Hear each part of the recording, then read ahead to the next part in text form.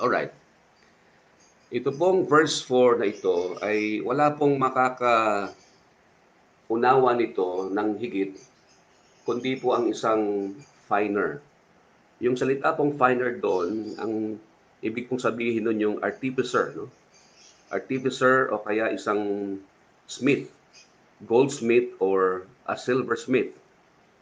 And in this case, a silversmith. Kasi ang pinag-uusapan po ay pilak o silver. I have not seen an artificer do this, but thank God for YouTube, for the internet. So, naghanap po ako ng isang video para maintindihan kong lalo itong pong sinasabi ng verse 4. And pinanood ko at ngayon po ay mas naintindihan ko na, no? Kasi it's one thing to hear it, it's one thing for a person to tell about it, but it's a lot different when you see it personally. Hindi man personal, pero on YouTube, nakita ko po kung paano nila ginagawa ito.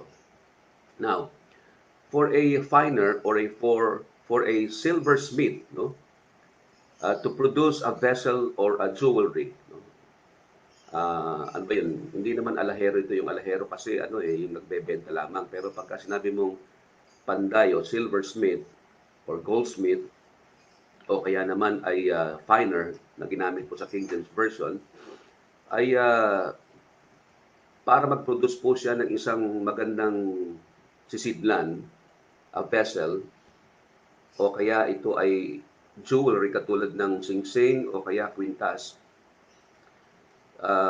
What he does is he should first put the ore. Yung ore, ito po yung solid material from where you extract precious metal like silver or gold. And he puts it through the fire. No? Niluluto niya yan. And then in the process, merong lilitaw na yung bang foul-smelling sulfur. No? Ito ay mag-evaporate. Ang tawag po dyan ay oxidation. And then after a while, the dross. No?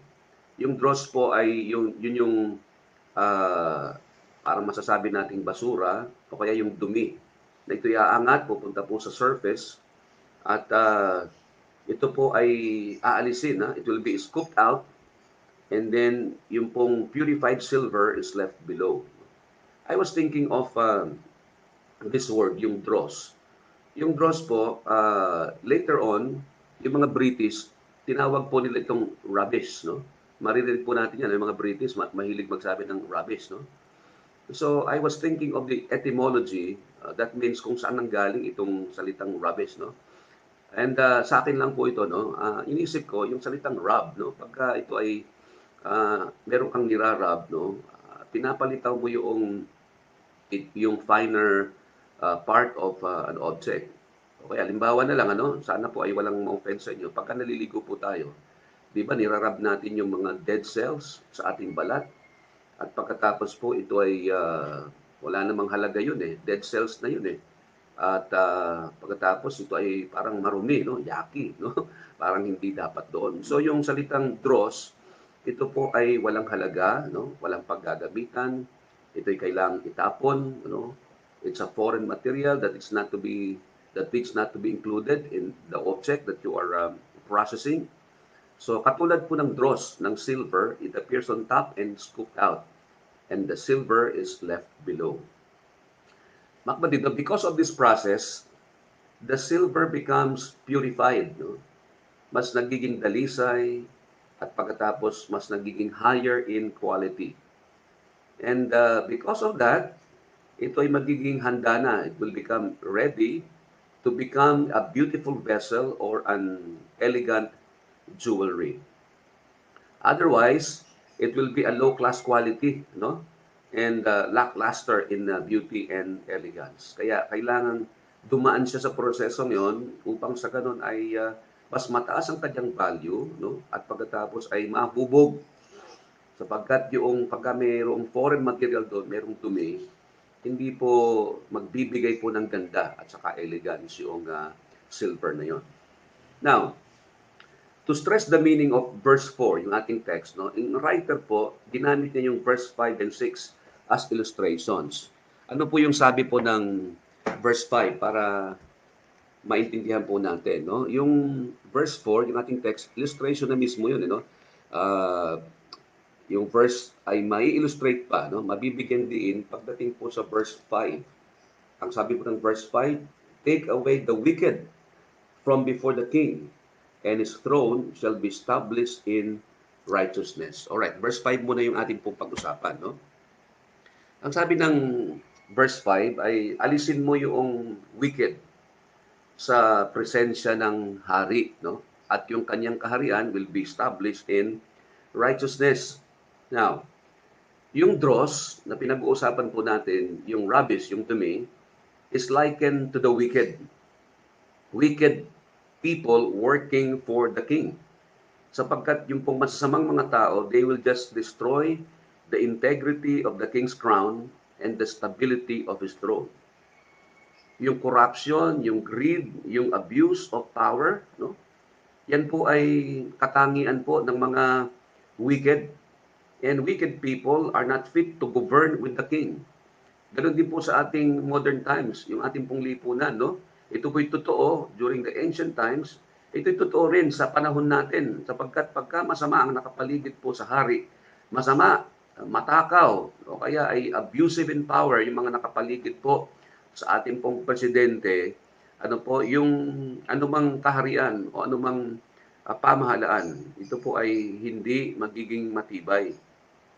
Pero kung aalisin, no, aalisin yung wicked people that works in the government and works around the king, righteousness, ano po, will be there. Righteousness will bring exaltation and glory to the kingdom and rejoicing to its people. Nandiyan po sa Bible yan, no? Masaya po ang bayan na pinaghaharian po ng mga righteous people. At saka ang sabi ay pinagpala ang isang bayan na ang Diyos ay ang Panginoon. Right? So, yun po ay illustration para mabigyang diin yung verse 4. And then also in verse 6, ano pong sabi ng verse 6? Basahin natin. Ang sabi po riyan, put not forth thyself in the presence of the king, and stand not in the place of great men. Verse 7, for better it is that it be said unto thee, come up hither, than that thou shouldest be put lower in the presence of the prince whom thine eyes have seen. No? Yung dalawang verses pong yan ay binibigyan po ng illustration yung verse 4. Sapagkat katulad po ng dross, no? Dross is likened to a presumptuous presence of a proud person. No? Yung bang nagpipresume ka na ikaw ay mataas, no? Thinking of yourself or thinking himself highly, but later on brought to shame, no? Mapapaya because he is so unfit for a premium or a royal seat. Hindi ka pala dapat maupo ron sapagkat merong mas karapat-dapat na maupo pero kinuha mo yung premium seat kaya tuloy napahiya ka at transfer ka doon sa isang mas mababang upuan.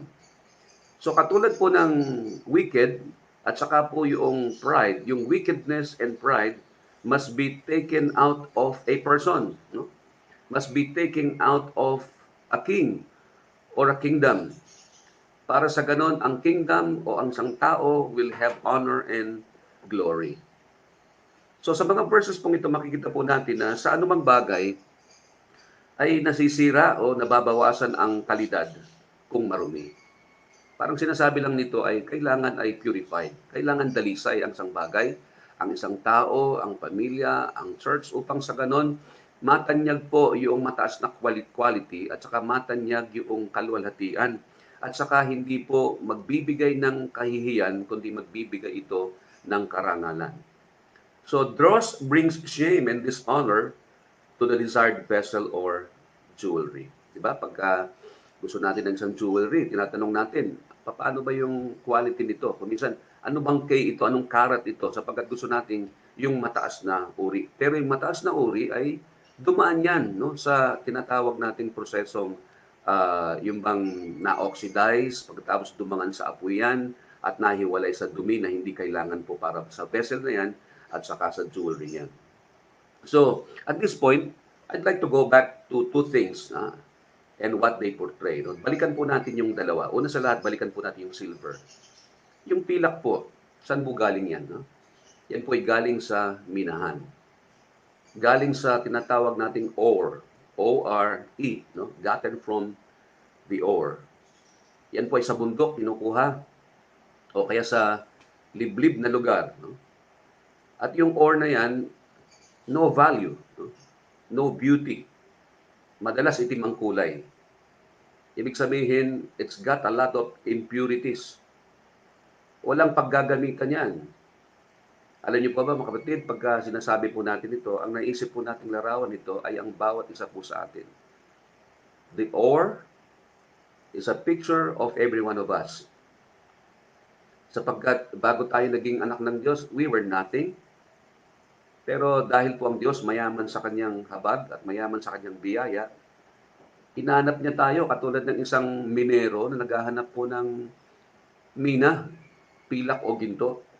At katulad po niyan, ang Panginoon Diyos, hinanap po tayo at nung nasumpungan tayo, tayo ay kanyang nilinis at tayo ay kanyang hinubog, tayo ay kanyang pinanday for a purpose. Kaya kung ano ka man ngayon, what you're doing today is God's fulfilled purpose for you. Ihahambing mo yung buhay mo noon. Wala namang paggagamitan, no? Walang kabuluhan, walang halaga. Sa mata ng tao, rubbish. Sa mata ng tao, tayo po ay tinatawag na scum, no? Dross. At sa Panginoon, ganun din. Pero ang Diyos ay nahabag sa atin, mayaman siya sa biyaya, at tayo po ay ginawa niyang sisidlan, o kaya isang display o demonstration ng kanyang kapangyarihan at kalwalatian. I like what Ephesians chapter 2 says, ano? Ang sabi po sa Ephesians chapter 2, beginning verse 2, ang sabi niya, wherein in time past ye walked according to the course of this world, according to the prince of the power of the air, the spirit that now worketh in the children of disobedience, among whom also we all had our conversation in times past in the lust of our flesh, fulfilling the desires of the flesh and of the mind, and were by nature the children of wrath, even as others. But God, who is rich in mercy, for His great love, wherewith He loved us. And then lampasan po natin yung mga ibang verses. Pagdating po dito, ang sabi niya, for by grace are ye saved through faith, and that not of yourselves, it is the gift of God. For we are His workmanship, created in Christ Jesus, unto good works, which God hath done ordained that we should walk in them. Yung salitang workmanship, no? Obra maestra, masterpiece. Pero bago po tayo naging ganon, saan tayo hinugot, mga kapatid? Doon sa mga kasalanan po natin. We were even called the children of disobedience. We were consoled according to the prince of the power of the air. Ibig sabihin, wala tayong may offer sa Panginoon. At pagkatapos, ang sabi niya, we were living in our past in the lust of our flesh, fulfilling the desires of the flesh and of the mind. Wala tayong ginawa kundi mag-isip kung paano tayo magkakasala. Marumi tayo, mga kapatid. Pero ang Diyos, tayo ay hinanap niya. At nung nasumpungan tayo, tinugasan niya tayo, nilinis niya tayo. At ngayon ay tayo ay mga obra maestra ng Panginoon. At pagkatapos ay tayo nagagamit ng ating Panginoon. Beautiful verses. Now, another thing is the fire. Walang binanggit doon na fire, pero it is implied. Ano? Kasi yung process na ito ay nangangailangan po ng apoy. Yung mga apoy dito, I can see that ang picture po dito, yung mga bagay at saka yung mga events na nag-inflict ng pain sa atin, nag-inflict ng shame or sometimes loss. Kailangan kasing kuminsan mapahiya tayo, kuminsan masaktan tayo, at kuminsan mawalan tayo yung mga bagay na pinagmamalaki natin. No? And God, who is portrayed by the silversmith or the finer, no? Siya po yung merong kapangyarihan to carry out the process. Katulad po ng isang silversmith, wala pong magagawa yung silver kung anong gagawin niya sapagkat siya po ang may kamay at siya yung merong isip, may concept kung anong design o anong purpose ang gagawin niya sa silver. Kaya nga ang Panginoon Diyos, katulad po ng finer or artificer, silversmith, He allows trials to purify us. No? Mga bagay na parang kung minsan din natin maintindihan, mga masakit na mga bagay, katulad ng apoy, nakakapaso, masakit talaga. No? Pero yan ay ginagamit niya para maging dalisay tayo at maging mataas yung ating quality. Kung sa ganun ay maihubog tayo sa kanyang design. And out of His sovereignty, He produces the fire. Siya po yung nagpuproduce ng fire, katulad ng finer. And then, listen to this, important.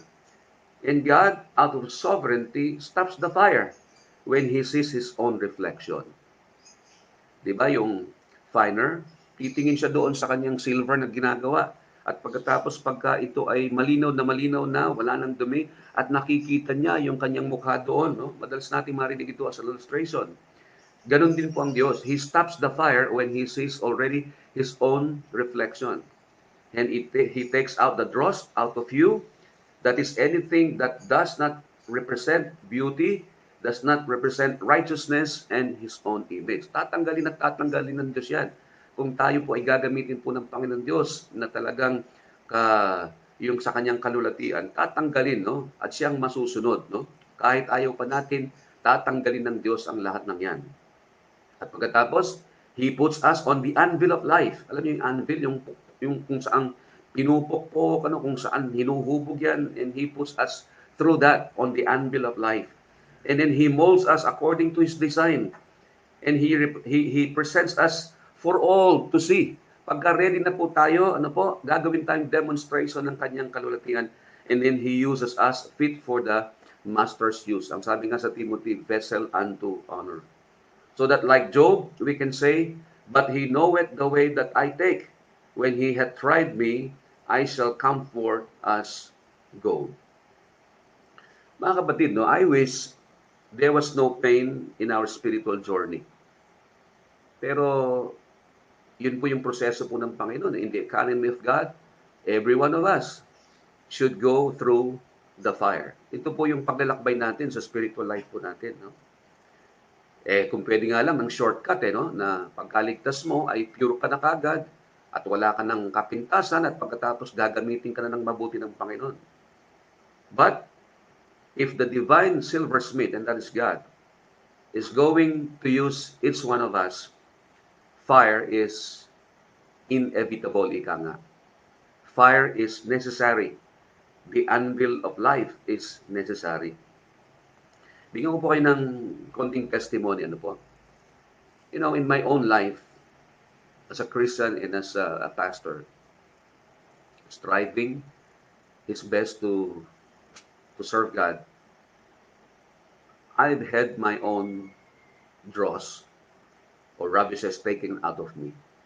Ayan, magkakilala po kami ni Bestes. He has crushed the pride in me. Bata-bata po ako, may konting hangin po ako konting kayabangan, no? But He has crushed the pride in me. And He has squeezed that sulfur-like bitterness out of me.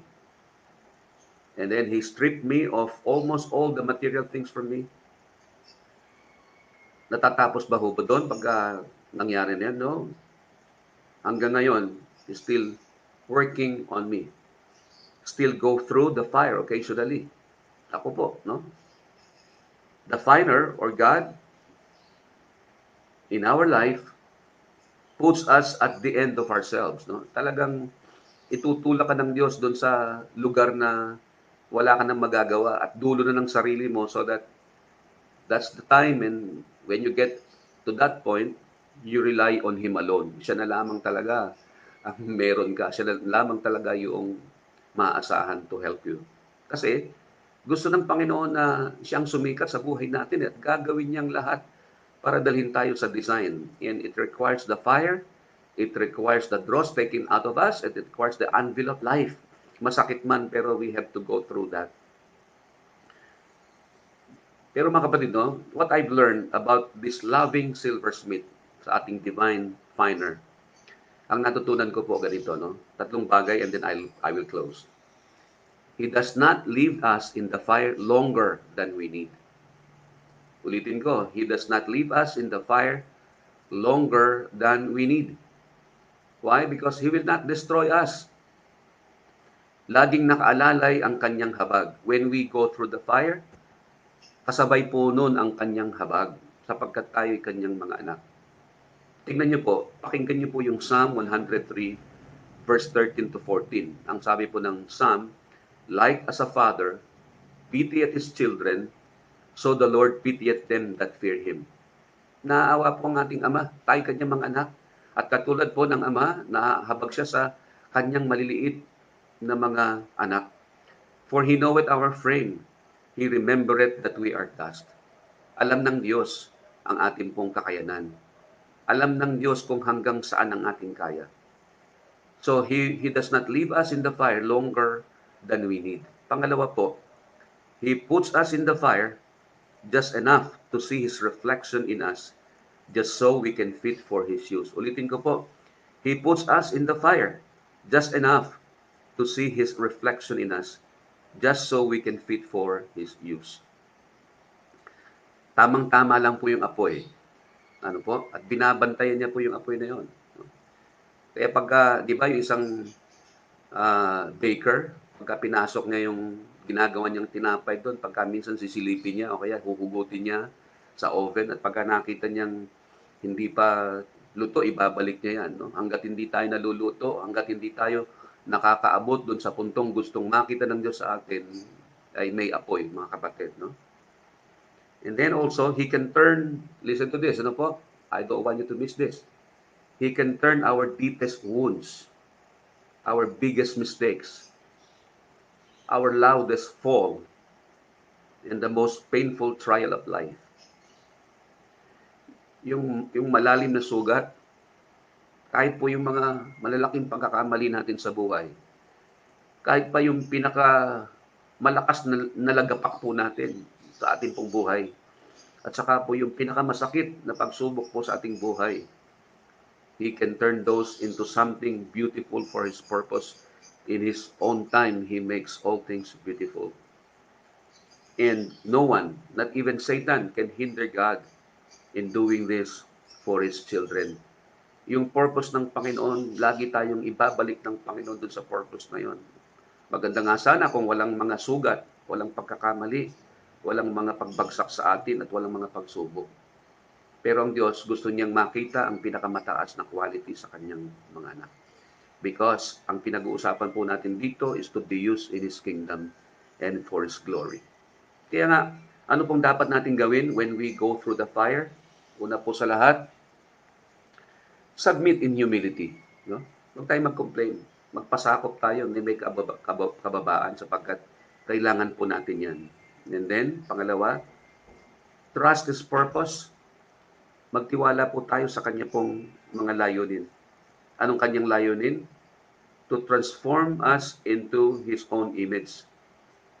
To make us partakers of His righteousness and holiness.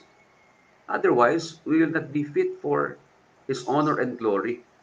And then, last po, look forward to that beautiful vessel He makes out of you. May layunin po ang Panginoon sa bawat isa po sa atin.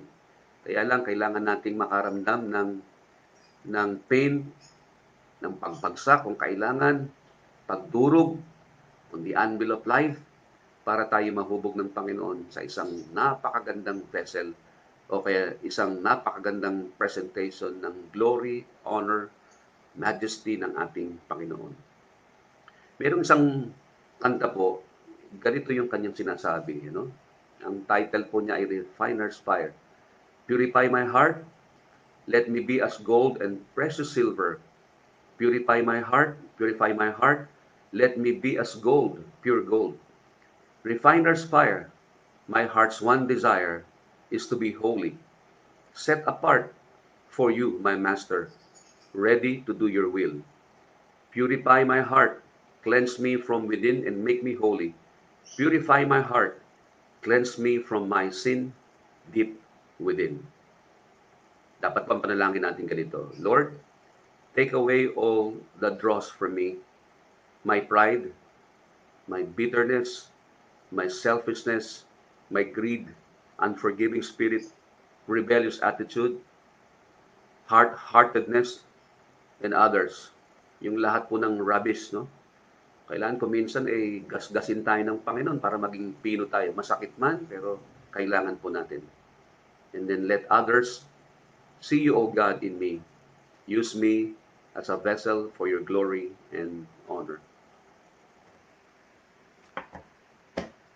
Sana po, ito po ay nakapagbigay po sa inyo ng encouragement, comfort, at saka po wisdom sa lahat po ng apoy na dinadaanan po natin bilang mga anak ng Diyos.